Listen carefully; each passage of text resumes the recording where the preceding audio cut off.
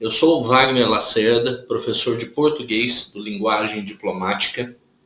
Eu tenho feito com vocês aí, desde março, alguns exercícios, algumas redações, alguns resumos, e começo, a partir de agora, um curso regular, preparando para a prova de primeira fase do CACD de 2023. Eu torço muito para que vocês gostem. Eu preparei um resumão super bacana, com muito conteúdo para vocês, do primeiro tópico que eu selecionei, e eu acho que vai ser muito útil para vocês. Eu sugiro, se vocês puderem, vocês vão ter acesso a esse material, eu sugiro que vocês, se possível, até imprimam e, por meio do material físico, com um papelzinho na mão, que você faça anotações. Você veja que eu não tenho um material imenso, é um material resumido mesmo, para que você possa direcionar os seus estudos para aquilo que você precisa. Tá? O programa da prova de português é um programa grande, envolve N aspectos da língua portuguesa. Né? A gramática, texto, redação, literatura, tem de tudo. Né? E eu fiz uma estruturação dos tópicos de uma maneira que eu penso que vai funcionar para vocês entenderem. Então, se você pegar lá no edital, você vai ver que não está exatamente na ordem as aulas que eu vou apresentar para vocês. Mas está numa ordem que vai fazer sentido para vocês e que vai ajudar vocês a entenderem muita coisa. Bom, vamos lá, né? Tá aí, Linguagem Diplomática, junho de 2022, aula 1, professor Wagner Lacerda, mais conhecido como eu.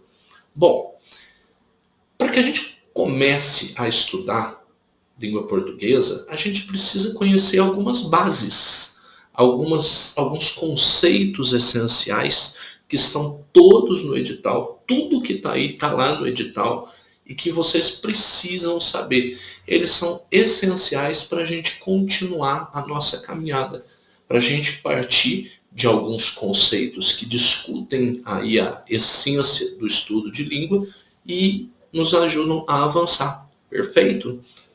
A primeira coisa, qual que é a diferença de linguagem para língua? Essa é uma questão que volta e meia aparece, se não diretamente em provas, mas indiretamente. É preciso você entender, por exemplo, nós falamos língua portuguesa, língua inglesa. Né?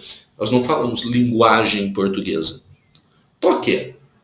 Porque língua é um sistema. Linguagem é a capacidade de articular símbolos, letras, códigos que façam que pessoas diferentes estabeleçam canais de comunicação.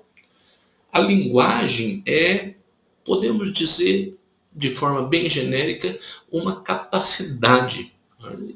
É errado dizer, por exemplo, capacidade humana, porque já há N estudos mostrando que vários animais têm capacidade, sim, de se comunicar, mas nenhum deles desenvolve um sistema, uma língua. Aí vocês vão ver que nós começamos a falar em tipos de linguagem, figuras, registros, estilos, blá blá blá. Porque tudo isso tem a ver com a produção e não com o sistema.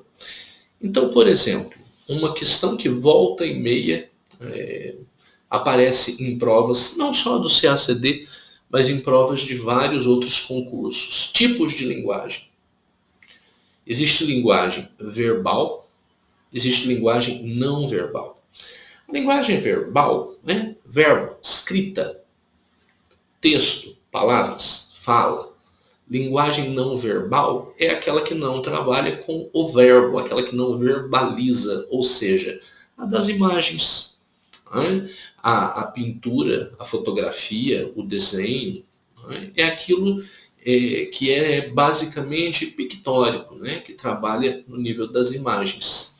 E o que é uma linguagem híbrida? É, por exemplo, como tirinhas de jornal, as famosas tirinhas, que vêm sempre no caderno de cultura, no segundo caderno, todo jornal tem.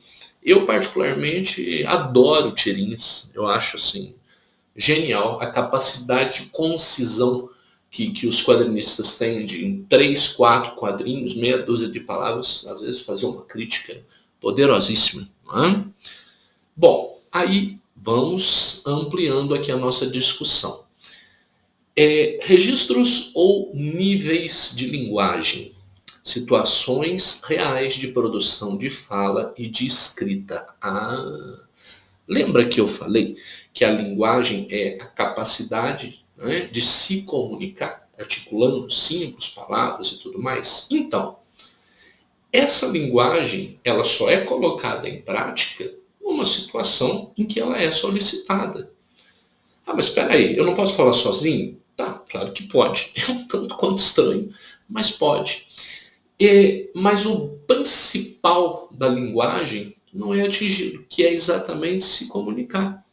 A nossa capacidade de linguagem, ela é feita para se comunicar. Né? Já diz Wittgenstein, grande filósofo, todo pensamento está conformado pela linguagem. Vocês já passaram por aquela experiência, assim, às vezes você está lendo um determinado texto e de repente você está meio perdido, não está entendendo, não está compreendendo, e aí você vai explicar para alguém. Você vai falar com alguém o que é que você está lendo, de repente faz sentido. Por quê? A linguagem articulou seu pensamento. Gente, isso é sensacional. Eu concordo plenamente com Wittgenstein. Né? O pensamento é conformado pela linguagem. E a linguagem, ela eminentemente existe no que nós chamamos de registro, que é o que está ali no terceiro pontinho. Né? São as situações reais de produção de fala e de escrita. A linguagem não é artificial. As pessoas precisam entender. A linguagem, ela é real, ela é natural, ela é viva. Ela está o tempo inteiro se modificando, ela está o tempo inteiro evoluindo, não no sentido de melhor ou pior, evoluindo mesmo temporalmente, ela muda. Nós vamos falar muito sobre isso hoje. E aí, é legal vocês entenderem que esses registros, esses níveis de linguagem, precisam ser reconhecidos. Para quê? Para que você definitivamente entenda que não existe a priori o fulano fala o português correto. O que é o português correto? Como é que nós vamos definir isso? Vamos com calma. Por exemplo, eu coloco ali no quarto ponto alguns níveis de linguagem, tá? Alguns. Tem outros, sim. A linguagem coloquial, aquela linguagem que nós usamos no dia a dia. Não é? Mesmo eu aqui falando com vocês, a minha linguagem ela não está totalmente adaptada ao padrão culto. Não é? Eu falo você vai, né? Eu faço aqui algumas paradas, né? Isso não é parte de linguagem, né? Do uso da linguagem culta, da linguagem padrão. Agora, a linguagem culta, padrão, aquela que segue a gramática, ela não é para ser utilizada em todo lugar. Tenta entender. O fulano não fala o português correto. Você já imaginou? Você vai para uma mesa de bar, para um restaurante, né? Aí você está ali, você e seus amigos estão comendo uma batata frita, né? E aí você diz assim para o seu amigo, ok, por favor, poderia passar-me o recipiente de cloreto de sódio que ora encontra-se defronte de vossa pessoa para que eu possa salgar meus tubérculos? Vai ficar uma coisa estranhíssima. Né? E você está seguindo aí toda a norma padrão. Né? Você está dentro aí do que nós chamamos de variação culta, padrão. Mas não é adequado. Né? Como é que você escreve um bilhete para sua mãe, para o seu pai, para o seu marido, para o seu filho, para sua mulher? Vou ali, já volto. Né? Beijo, bota BJ. Você não precisa. Estou dirigindo-me à padaria. Retornarei dentro de alguns instantes. Então, isso é entender que a língua existe em situação real. Ela não é um produto artificial. Ela não atende exatamente a tudo que a gramática impõe. Ah, mas então a gramática não serve para nada. Calma, calma. Há outros níveis, né? O nível familiar, que não é necessariamente a mesma coisa do nível coloquial. Tem coisas que você fala na sua casa, com a sua família, que não é o que você fala na rua. Nível técnico, né? A linguagem utilizada no hospital, numa escola, por policiais.